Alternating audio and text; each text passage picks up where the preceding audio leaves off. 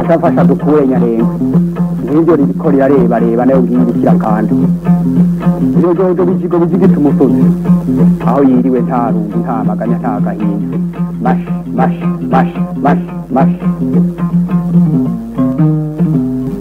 inka imirima n'ibidukikije ibihugu bihoza abana ndekugura nama ndumwungere w'amagana nsangiye umurimo ndamuganga kura inyongo ngakura kwaje inka imirima n'ibidukikije ni ikiganiro mutegurirwa n'ubushikiranganje bw'uburimyi ubworozi n'ibidukikije mukagishikirizwa na televiziyo y'u Burundi.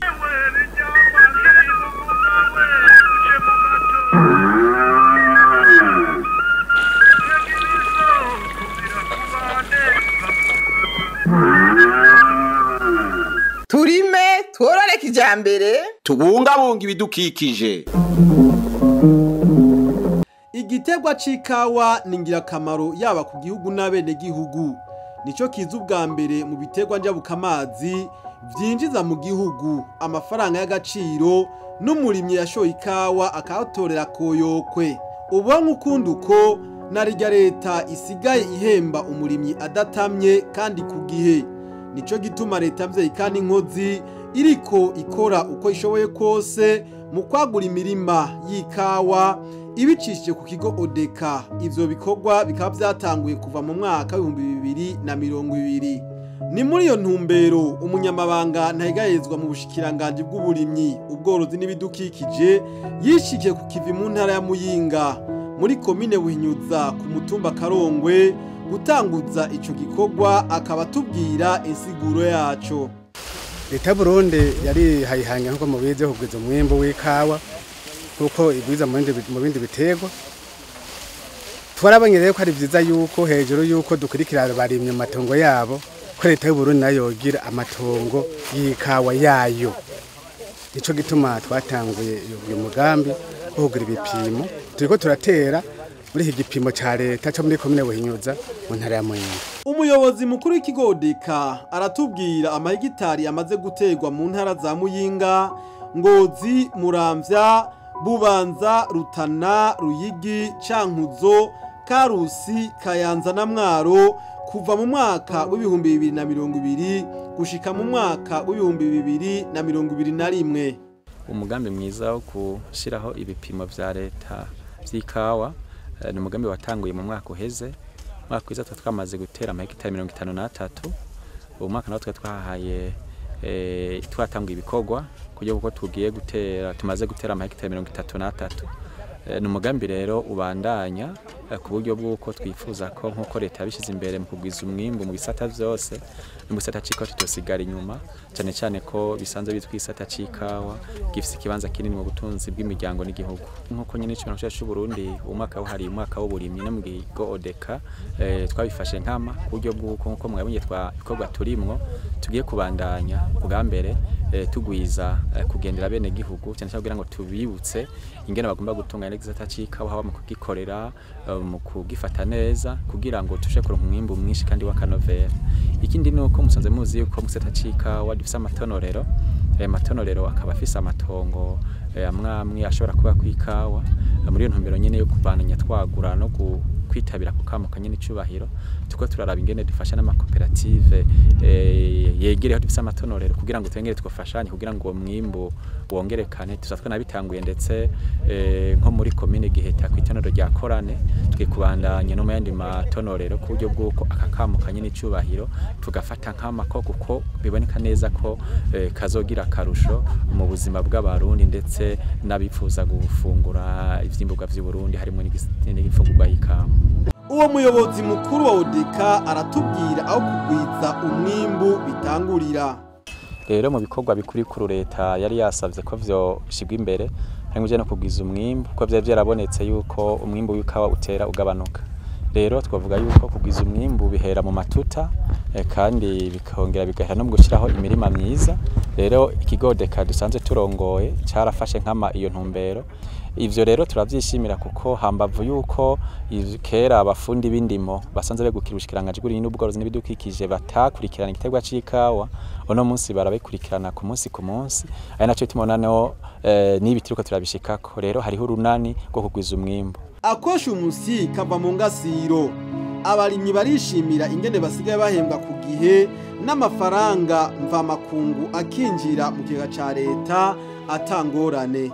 Ikindi nuko abenegihugu biruhutsa cyane kuko murazi ko haribonekeza muri kahise aho ikawa yahingurwa abenegihugu ntibahembwe, bahembwe bagahembwa nabi.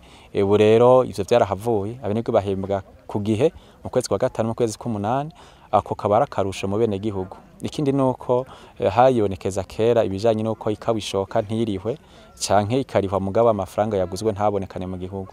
Uno munsi ikawa y'u Burundi shotse niko amafaranga mva makungu yinjira mu kigega ca leta, gutyo n'imigambi gashobora kurangurwa.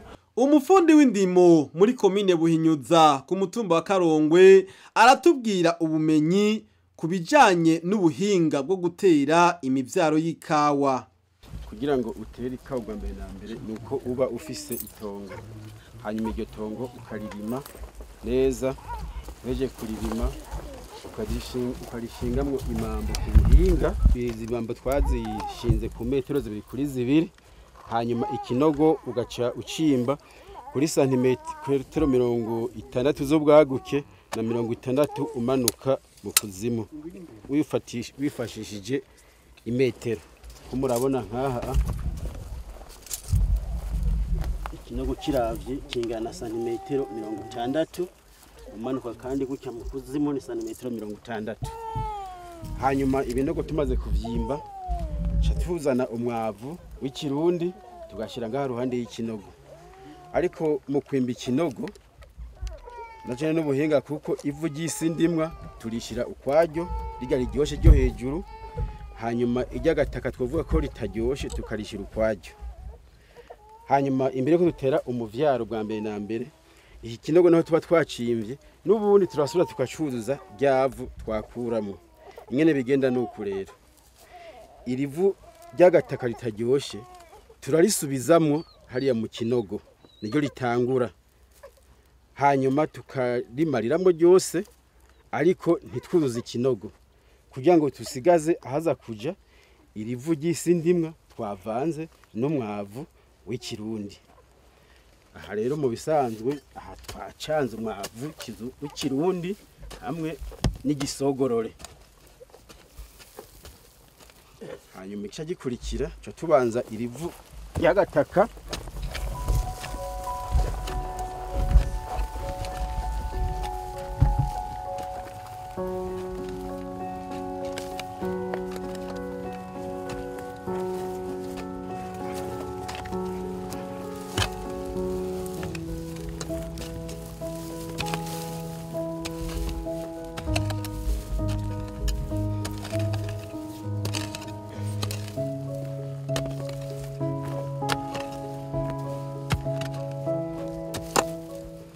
n'utu twatsi twose mubona utu twatsi turadushiramo kuko waramaze kubura tuza twene tuzohemuka tubaye umwavu ifumbire y'ikirundi.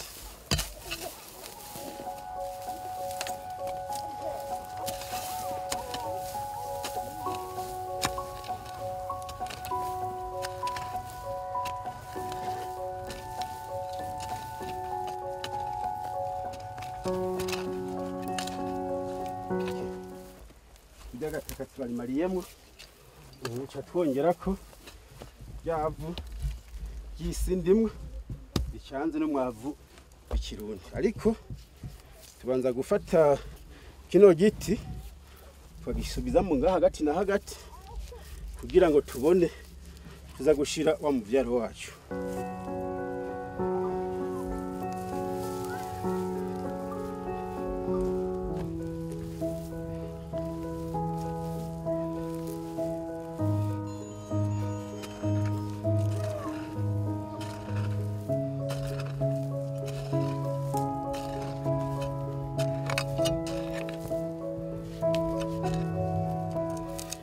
turacuzuza neza ivu twirinda yuko hashobora kureka amazi muri kino kinogo.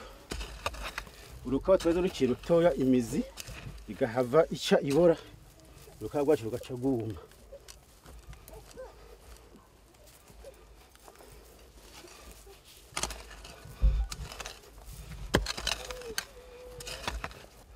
Aha rero tweze gutegura ikinogo. Mu gushiramo urukawa tuza kurushira ngaha twashinze kino giti kuko ni hagati na hagati mu kinogo. Turafise urukawa urugeme ruri mu gashashi, ariko kano kamwanya ni bwene bwabo mwanya busanzwe buhobora. Ni kuvuga duterana kunyene kubera yuko aha karabora, mbona yuko n'imizi yatanguye guseruka inyuma.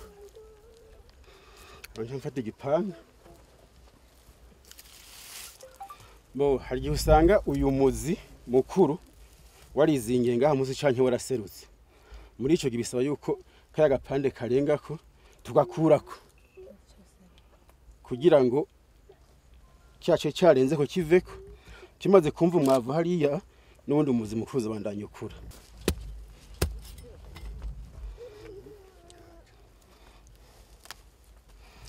Rero nca hamena namba cha kinogo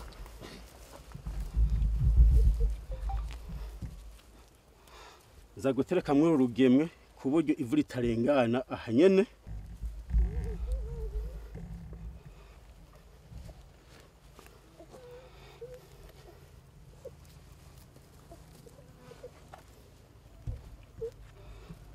Nsindagira neza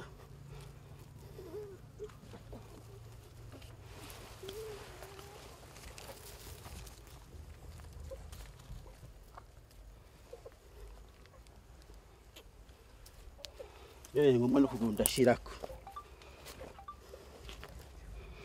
Aha twaduheje gutera umuvyara, kiba gisigaye no gusanga imari banage duha kavura hejuru y'ivyo. Mu bisanzwe ikawa kugira ngo ikure neza urayisasira, heje gutereka mu mategeko ucusasira.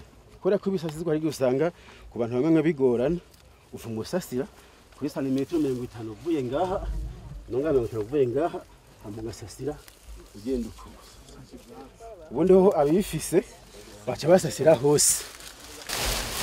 Mu mategeko iyo ufise ibisasizwa bikwiye igipimo uragitinda neza, kuburyo n'imwe ugeza ku santimetero 10 z'uburebure bw'ibisasizwa kugira ngo aya mazi ari ngaha mu kinogo agumemwo hamwe n'izuba ryo kwaka umubyara wacu ntuhave ugira ingorane.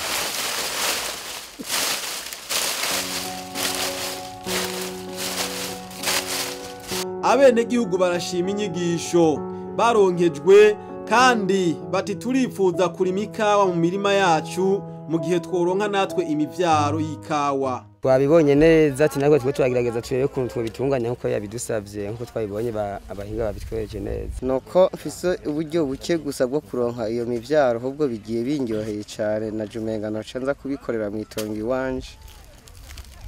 Mu gihe rero nobona ubishoboye no mwigisha uwo mugambi w'ukorora ikawa, basi umwe wese agafuma aronka ibiti bike basi na 20 canke 30 muhira mwitongi wiwe, kuko ibintu biraryoshe cyane. Ubwo ca Reta na cakiriye neza cyane kuko mwene gihugu bariko baramutegeka ibyaza gukora kesha bikuramwe inyigisho nk'ubundahungukiye ibintu byinshi cyane. Rero nk'uwo mu muvyara w'ikawa na gutera uko ndaza kamaro k'ikawa mu bijanye no kuronsa imivyaro abene gihugu. Ubugambire tubibutse ko imivyaro itangwa kuri gusa kuko Reta y'u Burundi yarafashe intumbero yo koroheza abene gihugu mu bisata byinshi ari mu isata c'ikawa.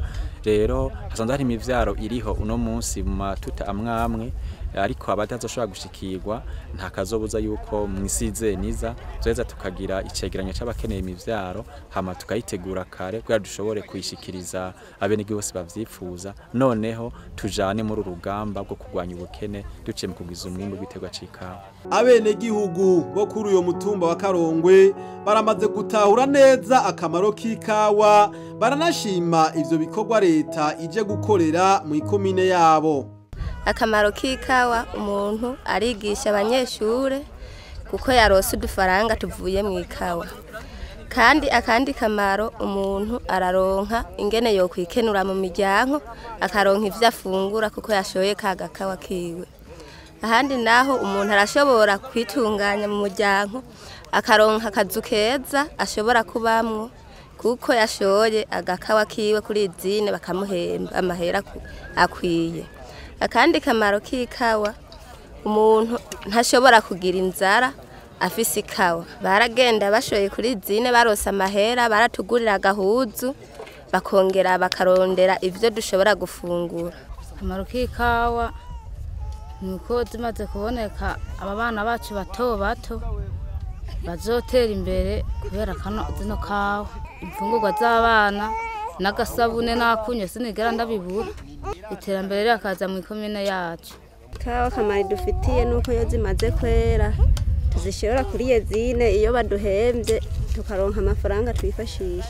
Nk'ubu undi ko ndakora byose ndabihawe n'ikawa barampemba. Iki gikorwa ca leta twacakiriye neza kubona kije muri no komine yacu cyo kuduterera ikawa. Kiya kamaro k'ikawa mbonamwo ana nk'ubu nk'icambere ho nyene abandi ndaronka akazi kugira mbande ukuntu ubuzima bwobandanya. Kandi kamaro nuko mbona iyo hageze ikiringa ikawa ihembwa mbona harigize akunguka umunyagihugu yarose akazi kuwo ufise igipimo yayikoresheje yaheza bikamuha akanyungu kaba yarose ako kazi kuwarose ukuntu nawe ko bayitera. Igikorwa ca leta ukuntu cakiriye neza gose babona nk'aba bantu bose bakoraniye ngaha anye ko urabona nico kintu nyene cyambere kwanje kunezera abantu bose muri uyu mwanya. Ikawa kamaro kayo turagikura amafaranga tukafashisha umuryango. Kandi afise ikawa usanga boroye neza ugasanga baragura agahuzu keza bagasakara inzu nko mu nzu y'ivyatsi ugasanga yaguze nk'amabati agashirako. Ako niko kamaro k'ikawa jewe nzi ntama mbona ku gatumbi iwacu. Abana bakabigisha mu mashure ugasanga bambaye neza ugasanga ni sawa ntiworera. Umuyobozi mwishikira mu biro kwa buramatari w'intara ya Muyinga arishimira ico gikorwa catangujwe mu ntara yabo, agahamagarira abenegihugu kubungabunga iyo mivyaro y'ikawa. Iki gikorwa twaje gushigikira uyu munsi twebwe tugiha agaciro kanini, insiguro nayo tugiha ni mu ntumbero yo kugwiza umwimbu, gushigikira icivugo ca leta y'u Burundi, leta nkozi leta mvyeyi, ko umuntu wose woronka ico ufungura umufuko nawo ukaronka ico ubika.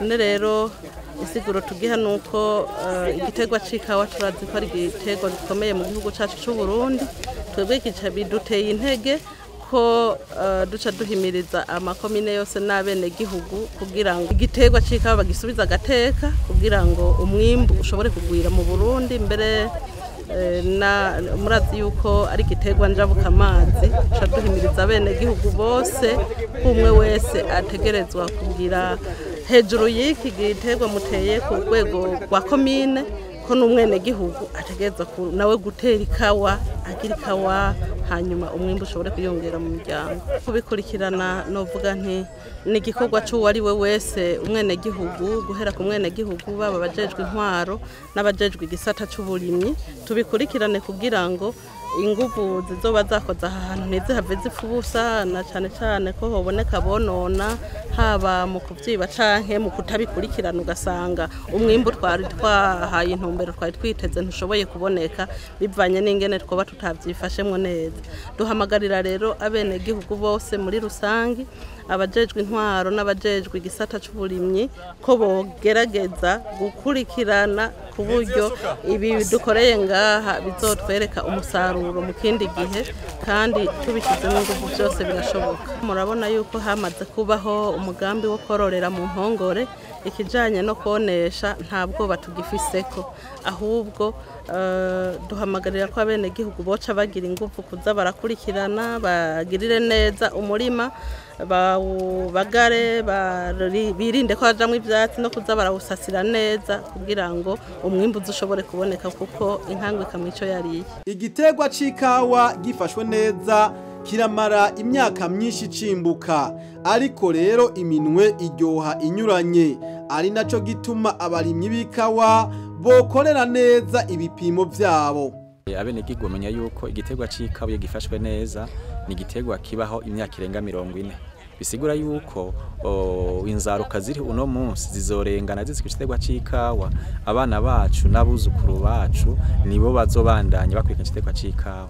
Bisigura yuko rero abari uno munsi abari mu makoperative bugamira gwa gukingira no gufata neza ibipimo vya leta, dushatiko turafashanya nabo kandi bongera bashira inguvu nabo kugwiza umwimbu no guteragira amakawa menshi mu mihana yabo. Ikindi nuko bogerageza bakitanga kugira ngo bakorere cyane ibipimo vy'ikawa babikuremwo ugwiri n'ibindi vyatsi vyonona ivyunyunyu, kuko ico gihe haca haba gucuranwa mu kuzimu, tugasanga ari umwavu ushizwemwo, ugasanga ikawa ntironse vyateza kuronka kubera yasahuwe n'ibindi biteye iruhande canke ivyimeje iruhande yabo. Tubasaba gukurikiza impanuro bahabwa n'abafundi bindima bari ku mitumba yose y'igihugu cyacu Burundi n'abahinga bacu tari dufashanya ku munsi ku munsi. Ikawa ku myaka 2 ibitanguye kuzana urushugwe rwa mbere yafashe neza kandi ikirere cagenze neza, nayo nko ku mwaka wa 3 bisaba yuko abateye ikawa bitegura cyane, haba kuje n'amatonorero, haba kuje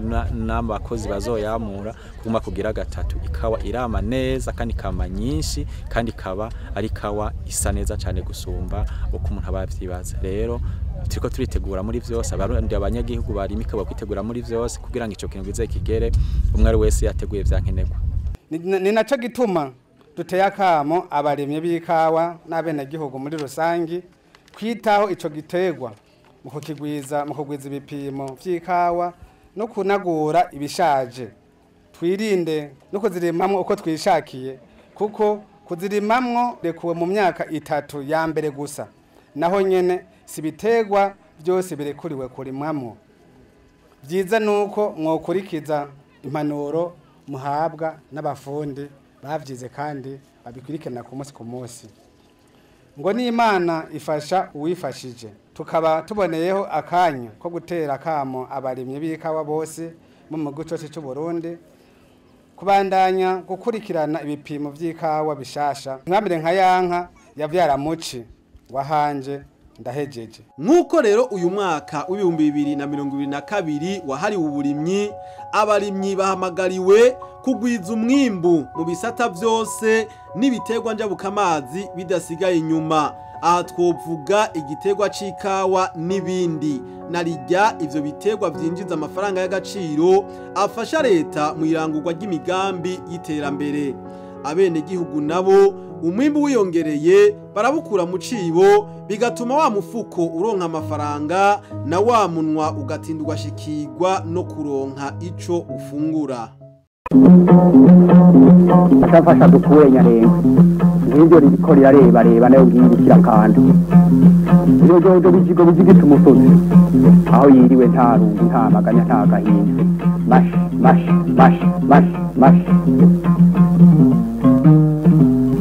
inka imirima n'ibidukikije.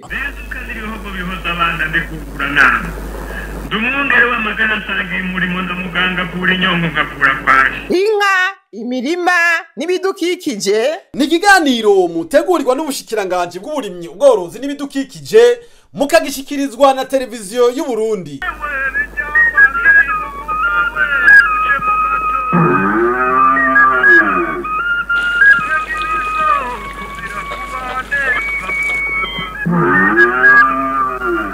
turime tworore kijambere tubungabunga ibidukikije.